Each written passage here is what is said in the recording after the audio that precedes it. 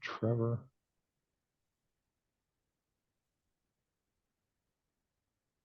Okay, so let me try and share a short PowerPoint. Oh, we have a couple of folks joining us. All right, I suspect that'll happen for a little bit. So the last thing that really is a deliverable, and I must have 4 or 5 different PowerPoint presentations on this. So it's the idea, and there is an audio that goes with this, so you can play it for yourself and so forth. But the last thing that we're tasked to do is to, so we had 3 things. We had a couple of cases to look at and so forth, and some discussion board things, and that was really kind of it. And of the cases, if you did a couple of them really well, that was fine. My preference would be 12 o'clock high, grassroots, and Epictetus. There were a few others listed, but whichever. And even if you did 2 very well, this is your grad students. So I'm not going to sit back and say, oh, you missed question 4, aren't you? Just not going to do that kind of stuff. So really, it was discussion board, a couple of the cases, and the last thing was this leadership philosophy. And I think I mentioned previously, and certainly in a couple of private Zooms, I mentioned that the delivery mechanism cases, but certainly for this final deliverable, although, that's probably going to turn out to be a little bit tongue-in-cheek, is the idea of having 3 alternatives for delivery. And I'll get back to the PowerPoint here in a second. But basically, old traditional paper is certainly one way to go on a case analysis, but it injects a couple of things, especially at the grad school level, which really mandates that we somewhat follow the School of Business format or style sheet, if you prefer to call it that, which is not MLA, but it is APA, and it is currently the 7th edition. And while I don't measure margins and do ridiculous things like that, I mean, it does presuppose that there's a certain format that we follow, that the cover page looks a certain way, that we cite in a certain way, et cetera, et cetera. So that would be a paper. PowerPoint in notes view is exactly that.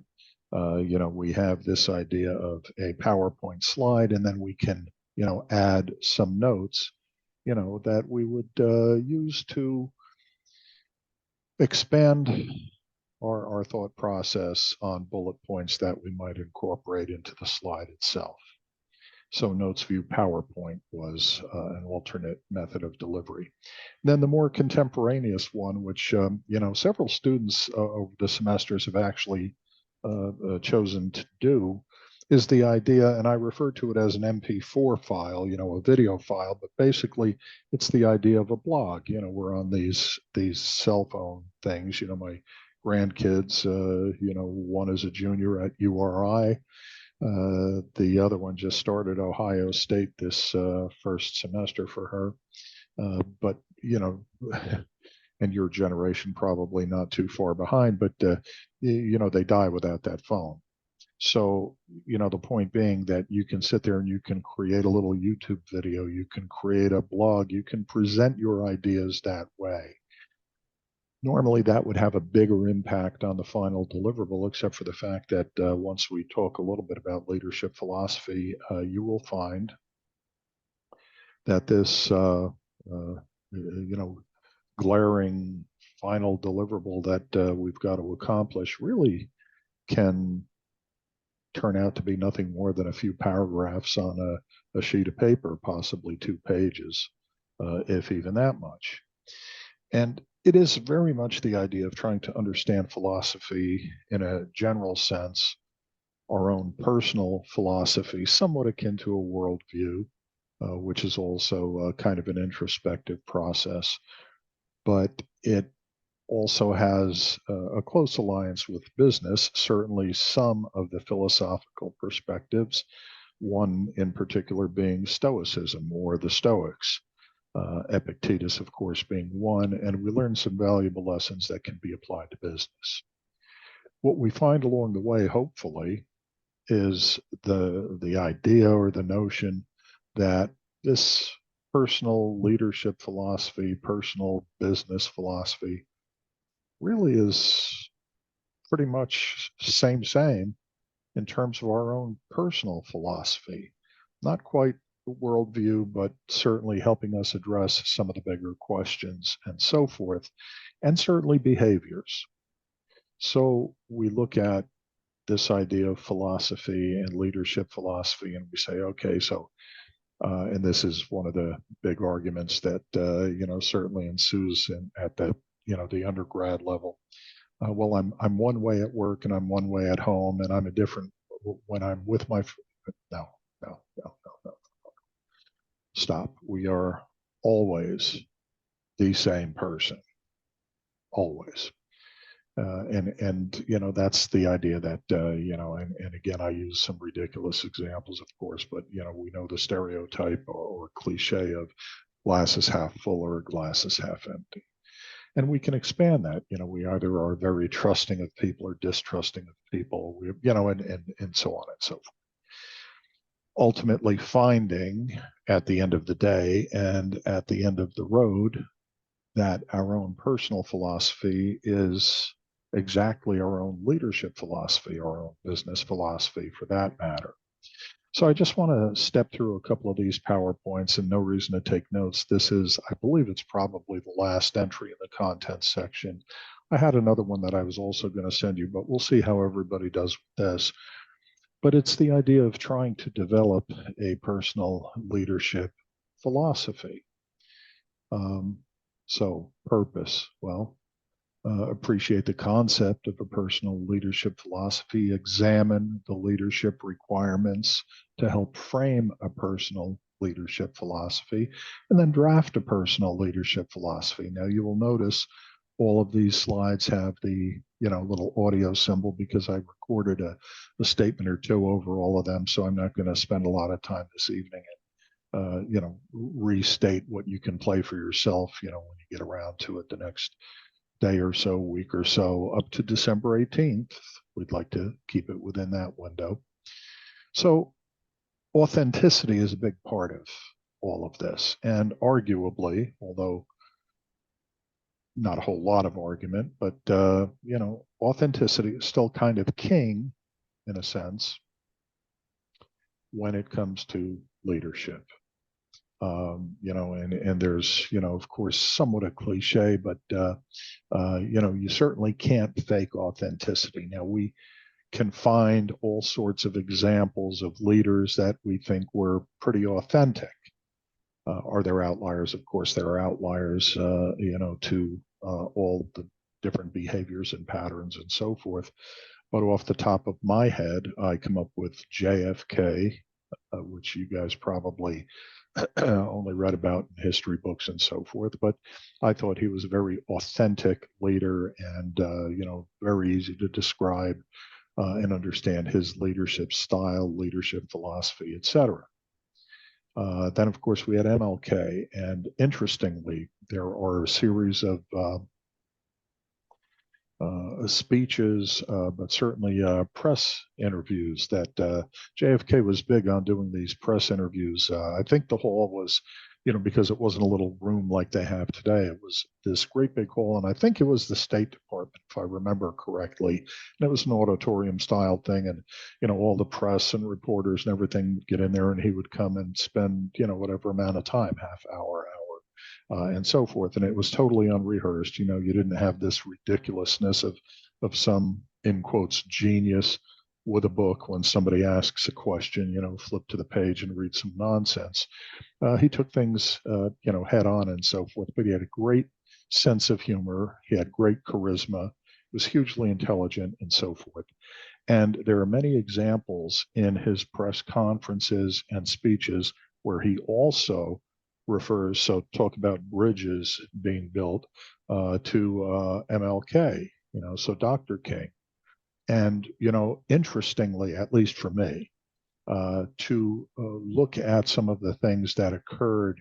And this was, we're talking 1960s, the early 60s, because he was killed in 63. He was inaugurated in 60, or I guess January 61. But so way back when, some of the same things that we look at today, charisma, character, blah, blah, blah, were pretty evident then. And then, of course, his brother RFK arguably is or was charismatic and so forth. But the idea that authenticity, being the same person, not trying to put on airs and so forth, is a big factor. So, among the things that leadership philosophy is not, so to kind of flip things a bit, it's not prescriptive. It must be this, this way or that way. It must be thus and so. That's not leadership philosophy. That's not what it is. It's not a checklist. Well, first I do this, then I do this, and I treat people this way, and then I get this. And no. It's not a checklist. It's not meant to be static. What does that mean? Well, the idea that, once I identify it, that's the way it is. We're locked in. This is the way it is forever and ever and ever. Amen. That's not what it is either. What did I do here? Okay. There it is. Okay, so let's go here. What it is, at least in part, it's genuine. It represents, and this is the introspective part. So in the 2 paragraphs, keep coming back to this, 4 paragraphs, 2 pages that you're going to supply as your final deliverable. Yes, that's all it is. It's not 10 pages, APA 6, it's not 22 PowerPoint slides, and it's not a half-hour blog. Leadership philosophy is short, sweet, and to the point. It represents who we are, who I am. That takes a bit of introspection, really trying to analyze these things, certainly against the backdrop of the information that's provided to us by Epictetus, by Marcus Aurelius, by Socrates, by, and on and on.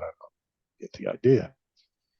It is a guide for priorities, goals, purpose, keeps us focused on the things that are really important.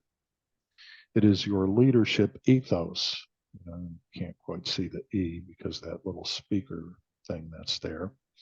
The characteristic spirit as manifested and believes, the origin from the Greek for nature, and, all right, all this great, interesting stuff in case you're ever on Jeopardy. Framing a leadership philosophy. What leaders are speaks to the attributes. What leaders do speaks to their purpose. What leaders hold dear speaks to accountability. What leaders are? Well, arguably some of these things, certainly honest, able to delegate, communicators, have a sense of humor, confidence. Remember the CIIL thing for Pastor Carter. So he zeroed in on 4 key things: charisma, intelligence, integrity, and this thing he referred to as the lid. So we've spoken to that. And hopefully by now you've looked at the PowerPoints and understand what he was about. But certainly some of these things that we find there. Intuitive, able to inspire is a biggie, and so forth. Intelligent, mental agility. That was certainly Dr. King, that was certainly JFK, arguably Bobby Kennedy, I suppose. What leaders do? Well, they keep their team moving towards success, however we might define that. They build replacements, but the emphasis on build. And who are we replacing? There's an argument that goes way back, and I wish I could attribute it. It's probably Michael Porter at some point. But it's the notion that if I'm a whatever it is, I guess maybe a good leader or something like this, I'm basically putting myself out of a job. The idea of building my replacement and so forth. Resources, never enough money, never enough time, never enough people. But then we refer to something like Sun Tzu. We go to, in quotes, we go to war with the army we have, not the one we wish we had. We go to war with the employees we have, not the ones we wish we have. We go to war with the professors we have, not the ones we wish we go to war. You get the idea. What leaders do? Certainly lead by example. Certainly lead by example. Develop self, develop others, and create and the tough part, maintain a positive environment. Now that's abstract as hell. What is a positive? How the hell do I? But however we might define this in the context of a particular moment in time, a particular place, etc. Yet we get results, achievement. What leaders hold dear, the growth and development of people is the highest calling of leadership. Well, I don't know if Harvey Firestone is the most scholarly philosopher of the 20th century, but I can't disagree with his point. Outstanding leaders go out of their way to boost the self-esteem of their personnel. If people believe in themselves, it's amazing what Sam Walton, so Walmart. I'm not sure Walmart functions that way today, but it perhaps did at a point in time. What leaders hold dear? I cannot trust a man to control others who cannot control himself. General Robert E. Lee. There are no bad regiments, only bad colonels. Napoleon. That's interesting. In other words, not blaming the soldier on the field. I wish that had been the case with Vietnam. General Westmoreland ended up with a chest full of medals, and there are 54,000 plus on that wall in Washington, D.C. So, I'm not sure what that statement is about. A reflective reading of history will show that no man ever rose to greatness who could not convince his people that he put them first above all else. General Maxwell Taylor. Now, that was a little bit of Vietnam too, so it sounds good when you say it fast to me, but I'm not going to lay my cynicism out here today. What leaders hold dear? If your actions inspire others to dream more, learn more, do more, and become more, you're a leader. The price of greatness is responsibility. What leaders hold dear? Well, JFK. The tough reality is that a sense of accountability is intrinsic in nature. These conferences I alluded to earlier,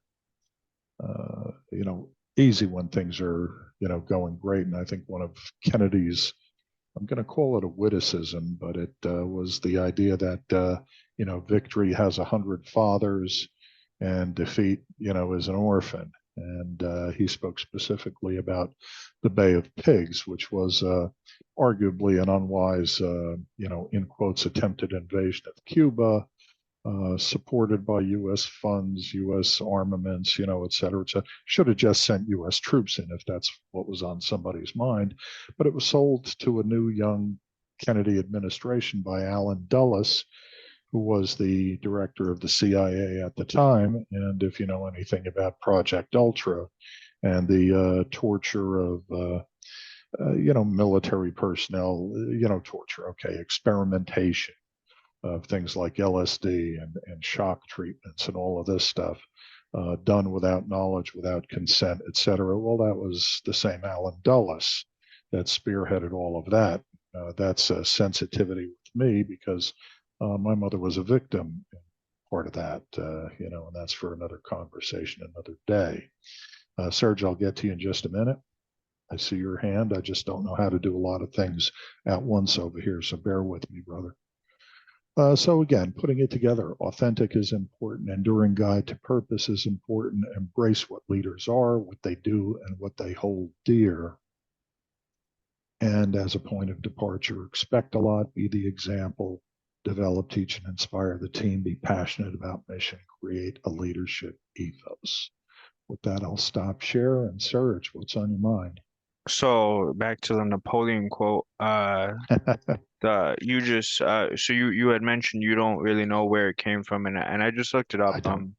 and this is from actually the Army US U Press direct website, and it Okay. basically it says Napoleon stated there are no bad regiments, there are only bad colonels. Especially when working in team building, a leader must be able to take advice and appropriate criticism to better the way a mission will operate and get it accomplished. Some people only have one leadership style, but they must be willing to change as their leadership styles may not always work. Interesting. Great. Thank you. Appreciate that. Well, that's an interesting perspective. And don't confuse, leadership style with leadership philosophy. That's the only caution I would put up there, because again, in terms of a philosophy, we are arguably authentically one person all of the time. There are a couple of shady quotes I can use there, but I'm that I usually do in class because I can gauge nonverbal cues better and so forth. On the internet, I wouldn't try it, but anyway. Okay. Other thoughts or questions about any of this? Because we are getting near the end, and again, discussion board.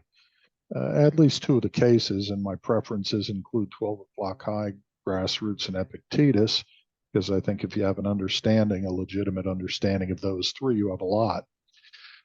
So, some of the cases. And then the final deliverable is your personal leadership philosophy. It doesn't require a lot of writing, it does require creativity, it probably requires some quiet and introspective thought that is not going to happen with 9 kids screaming on a shopping cart going through ShopRite. And I know, because between grandkids and everything else, I've been there. So it's not a time that I would find, an ability to do anything like that any more than, hanging out with the guys watching football and saying, yeah, okay, yeah, they just scored a touchdown. Personal leadership philosophies, so not good, Go ahead, Besson, you have your hand up. Yeah, I have my hand up. Okay, Professor. So what you're saying is that we just have to do 2 case studies and the final on our philosophy, right? Discussion board, at least 2 case studies done well, and yes, and your personal leadership philosophy. Okay. Okay. I So just didn't want to tell you at the beginning of the semester that it was going to be 2 or 3 or 4 paragraphs, because a lot of the times, grad students think, oh, geez, if we have to write 4 or 5 or 6 or 8 pages for a case study, imagine what that final deliverable is going to be. And, I must admit, I get a little enjoyment out of, because I sat where you sit. Yeah, Isha's laughing because it's not quite torture, but it is kind of fun to be able to turn around and finally say to you, look, a couple of paragraphs for a final. Yeah, a couple of paragraphs or synthesize, think, synthesize, try and understand philosophy. Arguably what it is, somewhat. Understand Stoicism, because that's a pretty good business based philosophy in my view. Doesn't have to be that, but then go with that. sounds good. Thank you. Aisha, you have your hand up. I'm sorry, I didn't. I'm looking around. It's real small here, and I can't see anyway. So I see a little hand in the. So I sent you my PowerPoint. I wanted you to look at it first. I think it's too much now. But can you look at it and give me your opinion? It's too much now that I will. I will. As a matter of fact, when no, I'm not going to do it tonight. I will do it tomorrow. I will absolutely get to it tomorrow, and I will give you some feedback on it. And you know what? It doesn't have to be so short. I mean, if you want to get long and involved, but I guess my point to you is more the idea that you don't have to write 5 pages, 10 pages, 20 pages. You can be very circumspect about this and synthesize things down to a bite-sized perspective. In a sense, this is the person I am, and that is therefore the looking glass through which I see, business, life, work, home, family, blah, blah, blah. So this has been very interesting. I do have to say that because I've learned a lot about myself at work and at home. I am the same person. And I really treat my peers as I treat my family. And it's Well, really, I mean, the bossiness and the controlness of me. I really treat everybody the same. And I was like, oh my God. well, look, don't forget, I I sat where wouldn't you like sit. me. So I wrestled through a lot of this too, because my one of my favorite of many excuses used to be, well, after all, I'm this way with family, but when it comes to work, and I remember some professor way back when looking at me and just, oh, stop it, and walked away. I thought to myself, what the hell did I just say? I was trying to be, what I thought was straightforward and honest, and turns out that there was a message there, like, Yeah, it really is. so I eventually, I'm never the smartest guy in the room. I pride myself on trying hard not to be the dumbest, but Right. I'm never the smartest guy in the room. So it took me a little while to think through some of that stuff, but whatever. Mm. Jessica, I see your hand. Yes, Professor. Hi, how are you doing? I'm okay. How are you? Another day vertical for me, so that's a good thing. Yes. Quick question. So for the final deliverable on leadership philosophy, it has to be a paper, no PowerPoint allowed. Oh, no, absolutely the opposite. It does not have to be a paper. You can do a PowerPoint, you can do a blog. I'm, to my way of thinking, I'm relieving you of some great overbearing assignment other than the thought process of having to sit there and decide who you are.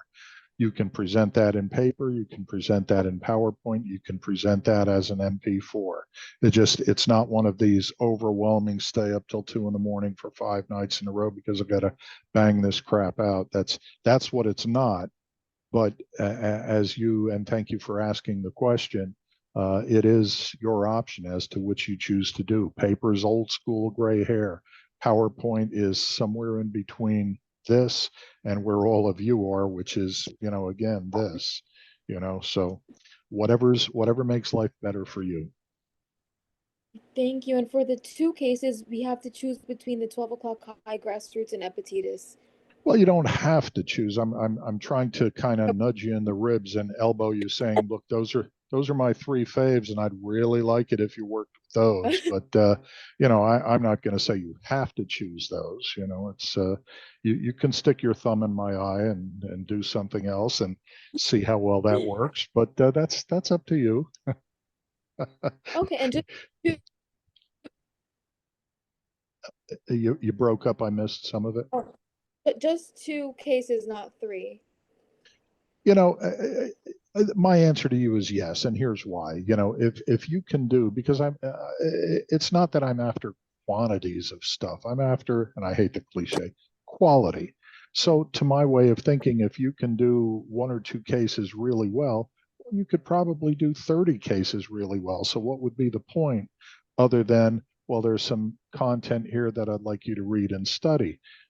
But having you write about it isn't, you want to read and study about something that you don't necessarily have to, you're going to do it. You don't want to do it, you're not going to do it. But if you can write one or two cases really well, so hence two cases, because remember what we're doing in a case, we're not retelling the story. So for example, again, for 12 o'clock high, it's not to tell me, well, Keith Davenport, was a real friend to his men, and they got along really well, and then General Savage comes along, and he was a no good SOB, at least in the beginning, and I know the story. That's not analyzing anything. So what are we doing? We're taking the fact pattern of the case. So for example, 12 o'clock high, what are the issues involved? Well, and I'll give you a hint, I shouldn't do this because you should think through this, but what is the primary issue of 12 o'clock high? It is non-performance, low-level daylight bombing, and accuracy, because it's war and because for whatever reasons, got to be done. And it's not being done. So the underlying issue is that. Well, how do we fix that? Well, there are tangential issues.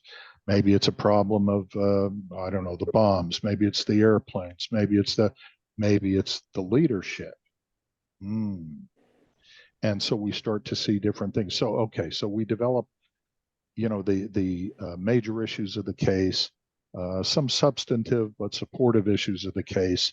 And then what we try to apply against that is our learning and leadership. And what did we learn? Well, if we did the reading and the studying and so forth, we learned trait theory, all this great stuff, leader follower through Hersey Blanchard, CIIL through Pastor Carter, and all of the, so we learned all these things. So now we're trying to analyze the case, issues, the case data in the context or using the tools of leadership theory. That's an analysis. So if we simply sit back and say, well, 12 O'Clock High is about World War II, and it's about all these planes and all these bombs and all these guys and all this, you're not wrong, but that's not going to get you anywhere. Jessica, is your hand still? Now, I tell you what, even if it is still up, Maddie, you haven't spoken yet. Go ahead. Thank you, Ah. Professor. Thanks, Professor. So the due date for all this, did I hear you say is December 18th? Look, I told you the end of the semester is the 21st, but it would be let me a little late to the game, but that's okay. But my preference would be by the 18th, because what typically happens, as much as no, I'll get it to you early. You know what happens on the 20th, which is the day before the 21st? I end up with a stack this big. And Right. I am too old to stay up to 2 a.m. grading stuff. So I'll work till dinner, and then it's done. What's not graded gets an incomplete. So I'm trying to save you from yourself, in a manner of speaking. No That's problem. And then I have okay. a few other questions. For the final deliverable, Hmm. you spoke all semester about like we're not experts, we're not PhD, you don't really care about Right. not that I want to say you don't care about our opinions, but it's about our opinions. Right. But am I Right. demonstrating my learning here on like what leadership means to me? Is it like kind of personal? Your personal leadership philosophy is how you view the world. Now, what are the criteria? And so, for example, if I look at Epictetus, just as an example now, so if I look at Epictetus, what are the teachings of Epictetus? So I say, I learned and I feel that my personal leadership philosophy incorporates the idea that life is not fair. Okay, now that's valid, but where did I get that? Did that come to me in the middle of the night? Did it? No, it came to me through Epictetus, because Right. among his, and I was going to say his writings, but actually another thing about Epictetus is we learn about Epictetus through the writings of others. Epictetus actually wrote very little, but through the writings of others, we learn that Epictetus took the perspective in part that life is not fair. So my answer to you, and that's a very long, circuitous, roundabout way of getting back to you, to say you can incorporate both, but please do not forget sourcing. Right. So yes, I feel this, I feel that, and your learning has taken place because Epictetus told you this, and this. Now, Right. It's more of like I like this part of Epictetus, but I also like this part of like one of the other philosophies. I'm kind of piecing together what I've learned and my research and Sure. creating a 360 kind of thing. Sure. Okay. Thank you. And then one more question. I noticed that the discussion boards, there was 6 and now there's 5. Did you remove one, or is there supposed to be 6? And are you adding more between now and then? No, I'm not adding more. And the ones that I'm primarily leading towards, the first one was leaders versus managers. The next was leader follower, which is the Hersey Blanchard stuff, transformational leadership. Then there was 12 O'Clock High. Then there was improvisational leadership, which is, my own endeavor into a field that I have been establishing for 10 years. Then there was Epictetus, and then there was It's Our Ship, the grassroots leadership stuff. So that's all there is to my way of, looking at it. It's 6. So Maybe I'm going to double have a check. glitch or something. Yeah, because I saw it No, and I did. maybe I knocked something out. So now that you mention it, I'm going to look at it. No, certainly yeah, tomorrow. Professor, there is 5. There is 5. There is 5, then Yeah, then 5 I it is. just looked at it just But now. I did the 6th one last week, so I don't know if something got lost on your end or something, so. It I was may caught well up. be. No 5 problem. is fine, you know, I mean, here again, I'm applying the rule that if you can do 2 discussion boards well, why would I have you do 10? So the difference between 5 and 6 is nothing to me. It's Okay. fine. That's Okay. fine. Thank you Great. for asking.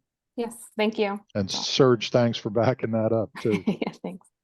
You're welcome. You're welcome. Who am I missing? Desem, you still have your hand up, or is that something new? This is something new, but it can wait Okay. if somebody else No, has. no, go ahead, go ahead. Okay. So mine is just around during the beginning of the class, you stated something interesting. If we believe that leaders are born or are they Ah, created? And you said yeah. we're gonna look into it throughout the class. Well, So you know, here, so Yeah. let me answer your question this way, or address your issue this way. You know, this is one of the things that I have against shorter, you know, grad classes. I'm fine with Zoom. I mean, it misses a little bit and everything like that, but I can't do in 7 weeks what I can do in 14. One of the underlying arguments, and maybe this is something for us to ponder, because I'm certainly not going to pile on any additional work, but what I have always spent time on in my leadership classes is the idea that there's an argument among academics as to whether leaders are made or born. Now, here's the thing, and it's very touchy today, which is probably, you know, a good thing that we don't often get into it now because of the short, compressed time frame. So, you know, I'm thinking of how to keep it concise and short, because you know I can talk for 3 hours. But so you know, looking at the notion of leaders being born or made, think about the implications of that. So let's start by saying, if we, some of us took the position that no, leaders are born. In other words, there's something in the DNA somewhere that not everybody has.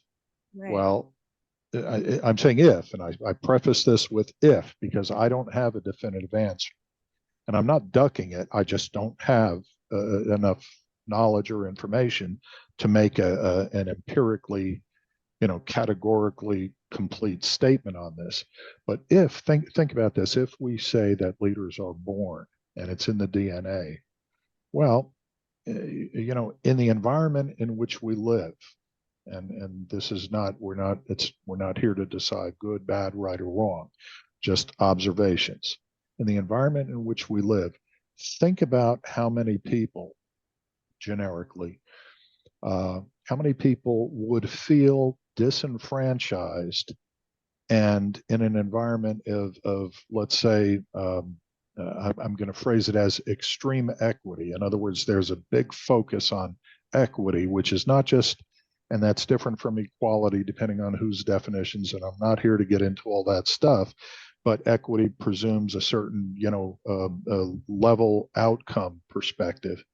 If you're telling someone you can't be a leader because it's not you weren't born that way, think about the reaction of that.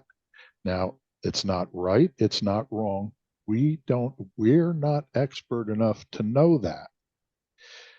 Supporting information. IQ versus EQ, you know, intelligence quotient versus, you know, the EQ, emotional, you know, side of things. IQ does not change much at all from birth to death. A couple of points.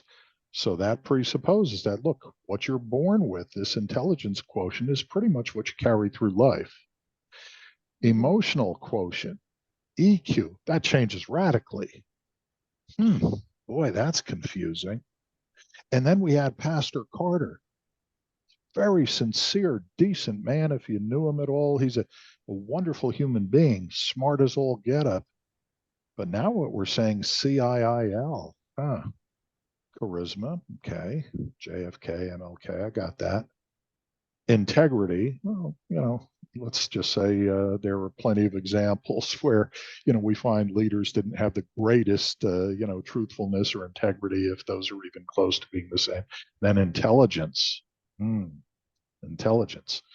So even CIIL might seem to indict some, but then, and I use a very simplistic way of looking at one of my, and not heroes. When you were a kid, you say, "Oh, he's one of my heroes," or "She's a hero," or not heroes at my age, but I have huge respect for Steph Curry and his skill.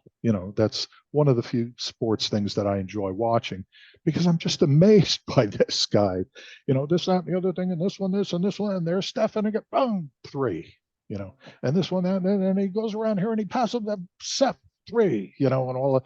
And I can watch this guy all day long. I could go to the gym every day for the rest of my life and just sit there 8 hours a day doing this, and I will never be a Steph Curry. Now, maybe if it's not Steph Curry, maybe it's LeBron to some, maybe it's, you get my point. It doesn't have to be just sports related. So where did that skill come from?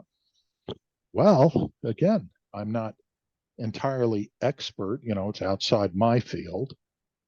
So it's not my field, but my observation is, geez, he didn't, just like I could go to the gym, I could have started when I was 12 years old doing this, and I'd still never be a Steph Curry. So there's something more there. And I guess the argument among academics is trying to filter through some of this. And I know this is a very long, circuitous way of answering your question, but it's probably the straightforward answer. So what we end up doing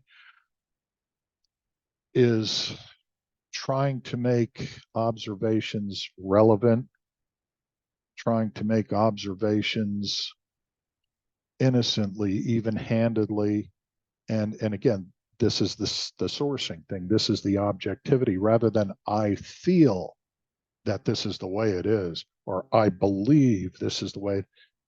Objective. We're the experts. Where's the data? And that's a tough one. And so what I usually try to do when I have the time is spend time, and I usually do it at the front end, first couple of weeks, because right away, I've had a couple of people, come into class and the veins are popping, and all of that. What do you mean that I can't be? Look, relax, breathe. It's not personal. Nobody's attacking you, but this is the kind of stuff. So there is an ongoing, all of that to say, ongoing argument among academics as to whether leaders are born or made. Now, the cut the baby in half approach is to sit back and say, well, I suspect it's probably a little bit of both. That's BS. That's BS. That means you don't want to take a position because you can't back up the position, and you don't want to take the time to be able to back up the position. Because, again, I've looked at this and I've, in quotes, studied this somewhat, but it's not my field. I'm not an expert, so I can't resolve this. But that is one of the ongoing dilemmas in leadership. Did that make any sense to you? Yes, Professor, absolutely makes sense. Yeah. Okay. Well, I hope I didn't piss you off. I don't want any letter bombs over the holidays. Hi, you got a card. Boom. So kidding. Today would be white powder. What is that? Well, it's either smack or it's anthrax. One of the two. I'm either going to get high and enjoy it, or I'm going to drop dead. I don't know. So sorry. I'm rambling, Professor, I have a question regarding Sure. some question regarding leadership. A lot of times in my field, I see that leaders are born through trials and tribulation. Like if a situation doesn't exist, nobody would rise to the occasion. And then when you see the people who rise to the occasion, it's the people who you never thought would actually, stand to that occasion and really come up with a brilliant outcome that will solve the problems. So I think, that situations that arise, help push leadership through the individual. I can't disagree with that at all. As a matter of fact, I think I largely agree with that because I think back and, there's another aspect that, can there be leaders without, for example, crises? It doesn't necessarily have to be a war, not Mhm. necessarily that kind of a crisis, but, it creates, context for everything else that we're talking about. Now, the other side of that, might be that, look, there's a predisposition to be able to take hold of these opportunities. Where do we get this predisposition? Well, again, I'll defer to Pastor Carter and say that, well, okay, so if these four, let's call them characteristics, but they're more than that, they're behaviors and so forth. States of nature, if you want to look at it that way. If just using those four, if those things exist in a positive way, then I think somebody exposed to a Cuban Missile Crisis, somebody exposed to a civil rights environment, Meredith versus Mississippi, all of these kinds of things that present themselves, then yes, there is an opportunity for someone to demonstrate leadership. Now, what comes into play there? Well, part of that we're seeing, as we observe, a personal leadership philosophy, you know, because again, there's kind of in this leadership philosophy, arguably, there's kind of a pureness of spirit, pureness of heart. In other words, I'm just not trying to be an evil, manipulative bastard. And so I'm going to be real nice and charismatic, and some of you will really hate this, but when I wrote my first book, I was I had written a tenure paper at my previous institution, and there was a very large evangelical side to the business, and of course, I was whatever I was pissed off about, so I wrote a tenure paper, and it had to do with capitalism versus Christianity. I'm a business type. And the net of it really is that can't serve two masters. That's where I was going with it. And I took the opportunity to shake my fist a little bit, which is a bad thing to do sometimes. And I went after Joel Osteen and T.D. Jakes and all of these people because and I made the comment, and this pissed off a lot of people. I made the comment. I said, "Man of the cloth" doesn't mean a $5,000 silk suit. And boy, I tell you what, and of course they came back to me and they said, you can't say that, and I said, well, that's there. I said, I did say that, and you're never going to get tenure with this. Well, I finally did, but it was after no, no, no, no, no, no. And then I said, look, I'm leaving. I'm going to, work at New Jersey City University. And they said, well, we were going to grant you tenure. And at that point, I was basically telling them, whatever. And I turned my, tenure paper into a book. And so anyway, there's, it's a long circuitous thing. So I'm just going to leave that there. I was going in a direction, but you know what? Some things are less is more, and some things are better left unsaid.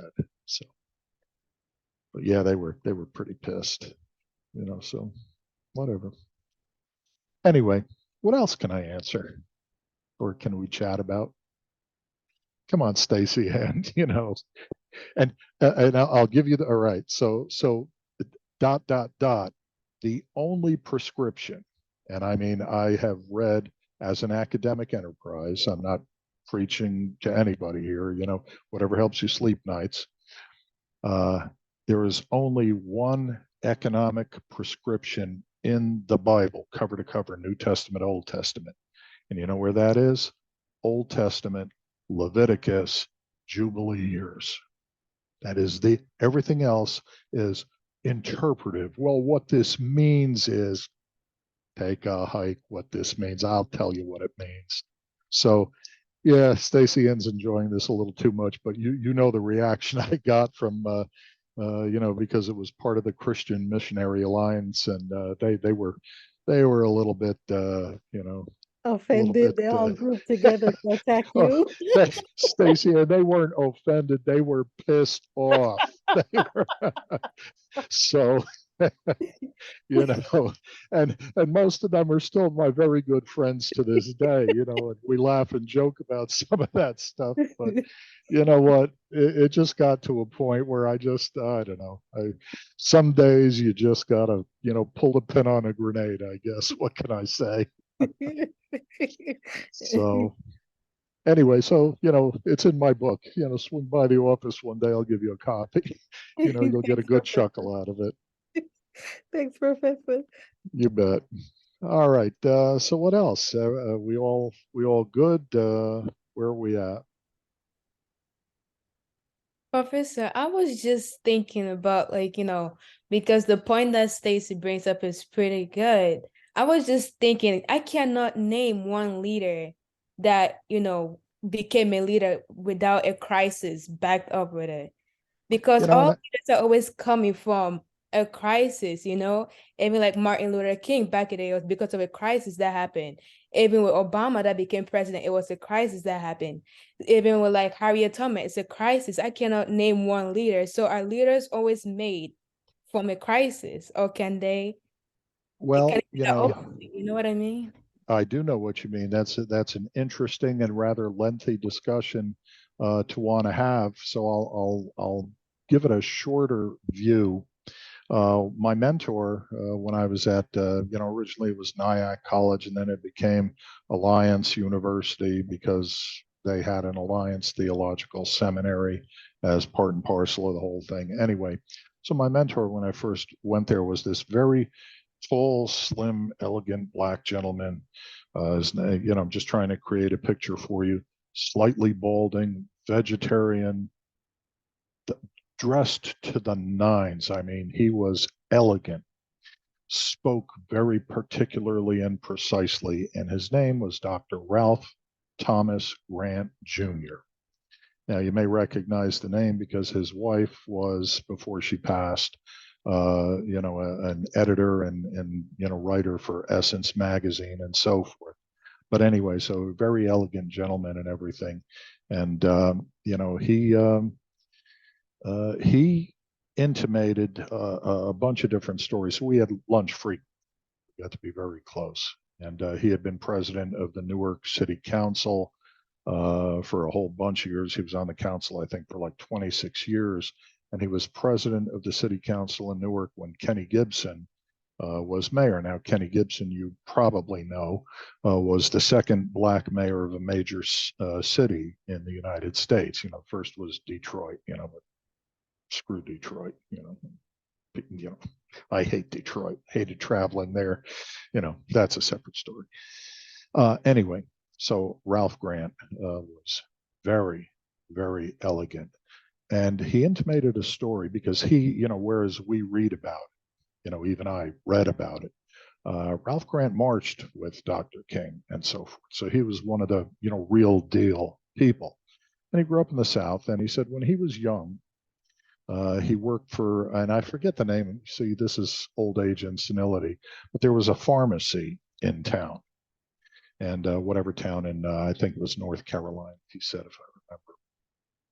And he worked after school. He would go to the pharmacy and he would do deliveries, on his bicycle, and so forth. And the pharmacist would, and so they'd hang out. He and a couple of others would hang out, back door, I guess, of the pharmacy or whatever. And the owner would, come out. The pharmacist would come out and he'd holler out R, for, Ralph. And I guess, G for, whomever, and so forth, but R. And so Ralph would run up and he'd give him a bag, take this over to, wherever, Mrs. So-and-so, whatever the hell it happened to be. And as he grew, he, became a little, a combination, I guess, of disenchanted and disheartened that someone would not use his name. Now, to me, I grew up, dirt poor, fatherless, all of this, but I didn't grow up in the South, and I wasn't black growing up. So if somebody, called to me, because nobody ever called me John or this, or they always say, hey, Lasky, or this, that. Oh, I guess they could have said, hey, Jay, or hey, L. Yeah, it probably wouldn't have meant a lot to me, but it meant a lot to him.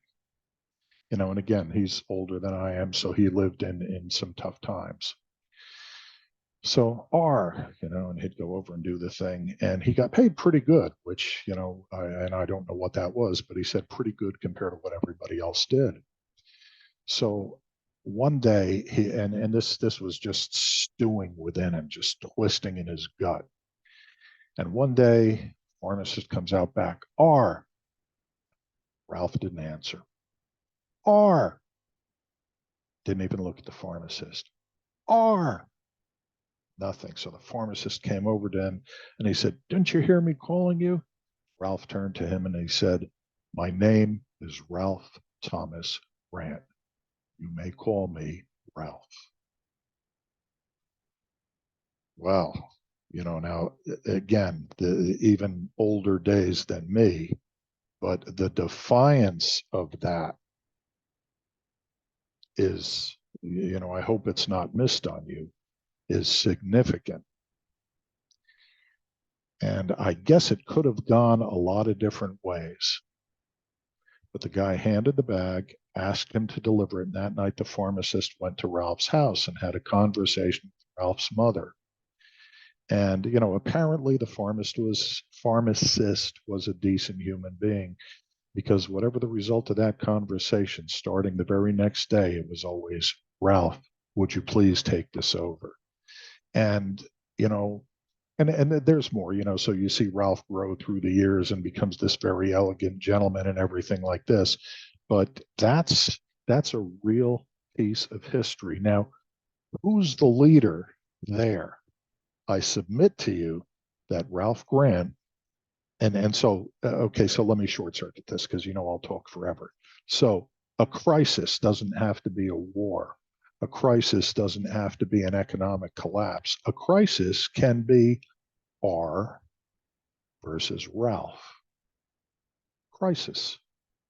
Allowed, because I thought Ralph was an extraordinary leader, still is, he's older, but anyway, so so all of that to say that you may well be right or onto something when you suggest that it takes a crisis to bring out leadership in a potential leader, and so on and so forth. And that's beyond the scope of what I can empirically state as fact. But your observation is noted, and that's why I say I don't disagree with what you suggest. I know that was a long-winded way to, okay, who's next? What else?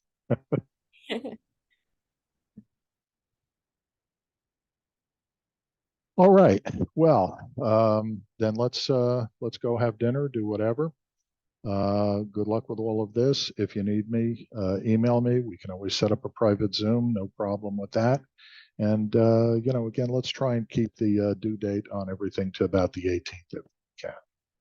Professor, before you go, I ahead. think Gio was saying something in the chat. Oh, yeah. Sorry, I was just saying. Does Bessem's comment with like a crisis kind of just go with like any publicity is good publicity? Sorry, any publicity is good publicity, because even if like okay, like I'm not gonna reference any president, but any president in a time of crisis, whether good or bad, they're always on the news and people get drawn to them. For like in the most recent presidents, and I'm sure with that being said, in my age, I'm 27, so I don't care if everyone knows. People know who I'm trying to talk about.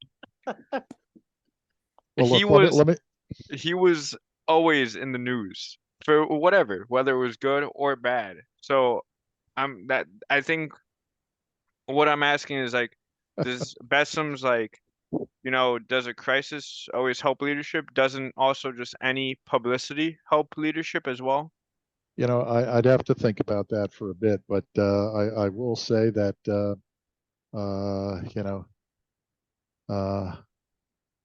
Abu al-Baghdadi died, and he died like a dog. Mm-hmm. Oh my goodness.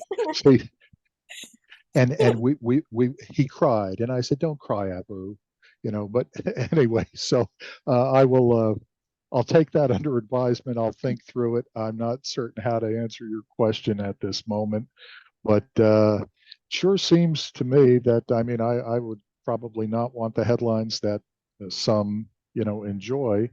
But I don't know what that says about leadership, but I certainly will think about that. And thanks for bringing that up. On that note, we're definitely going to dinner. And I said, wow, it's time for dinner. But anyway, have a That is great, Professor. I love yeah. Well, the it's have a great evening. Reach out to me if you need me, and blessings to all. Have a good evening. Bye, Thank Professor. Bye, you. class. Good night, Professor. Thank you. Bye.